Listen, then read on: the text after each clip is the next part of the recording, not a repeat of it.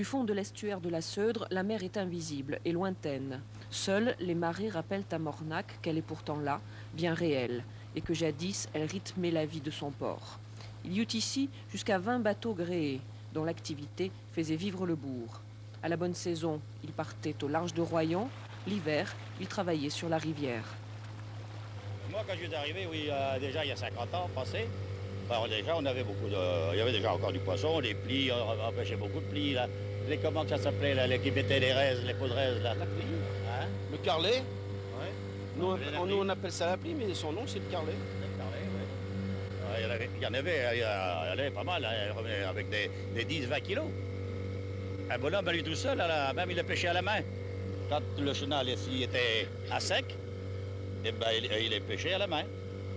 Quand l'eau était bien guérissée, à peu près dans les 20 cm d'eau, avec les mains comme ça, il les caressait, puis hop, il les mettait dans leur grande poche qui était accrochée à leur ceinture.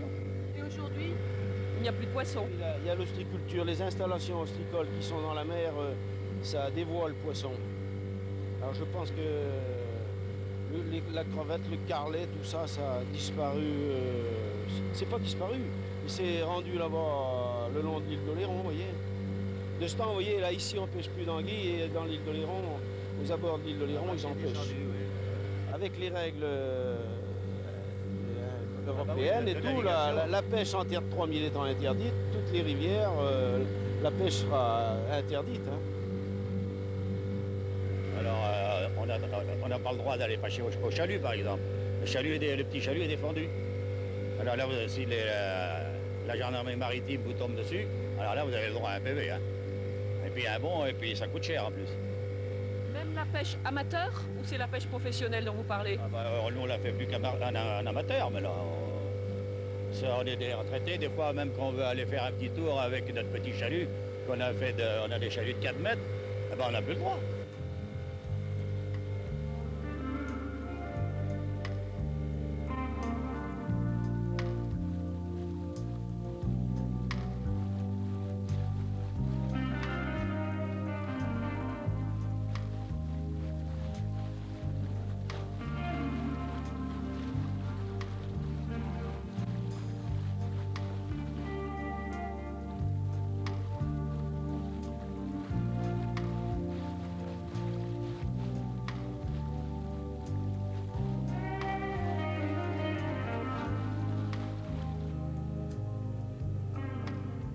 Il disait que dans le temps que c'était une anguille qui avait tracé le chenal.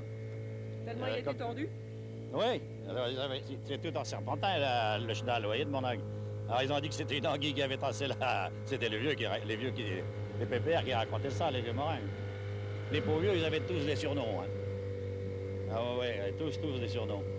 Il y avait Jeanquette, Chocolat, Barbarin, la Chic, qui était mon beau-père d'ailleurs, il a jamais chiqué.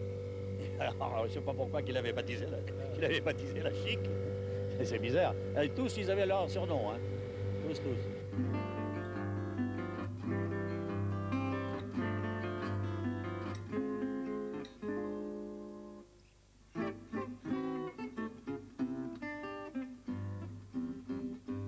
Aujourd'hui, l'activité principale de Mornac, c'est l'ostréiculture.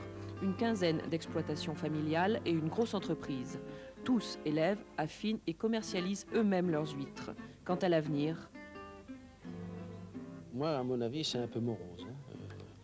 S'il n'y a plus de jeunes, tant que les vieux voudront travailler, ça marchera. À partir de ce jour-là, je ne sais pas.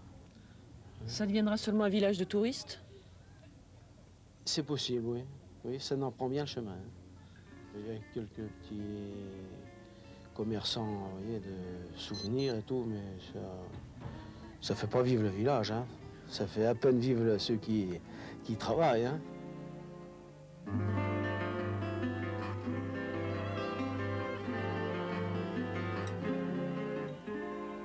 Aujourd'hui, outils de saunier et pièces de bateau ornent les restaurants. Les commerces anciens cèdent la place aux échoppes d'artisans d'art. Certains sont là depuis 1950. Venus de Paris pour une campagne de fouilles à l'église, ils sont restés, séduits par le labyrinthe des ruelles blanches. On dit effectivement que dans le vieux bourg de Mornac, que l'on appelle le quartier arabe, de par ses ruelles sinueuses, de par son architecture particulière, que les ruelles du bourg, dans les siècles précédents, étaient pavées avec des coquillages et des pattes de chancre, qu'on dit les pattes de crabe en fait. Parce que les gens devaient en faire une consommation importante. Bon, c'est l'anecdote. Entraînée un peu malgré elle dans la spirale du tourisme, Mornac essaie de garder son identité. Elle s'emploie à préserver son patrimoine maritime, ostréicole et les marais salants, qui donnent, paraît-il, au paysage et à l'air une luminosité d'aquarelle. Bonsoir, restez avec nous pour la météo du week-end. Demain et dimanche, le journal commun du Limousin Poitou-Charentes sera présenté par Poitiers. Et la semaine prochaine, notre opération vacances prendra la route du Tour cycliste du Poitou-Charentes.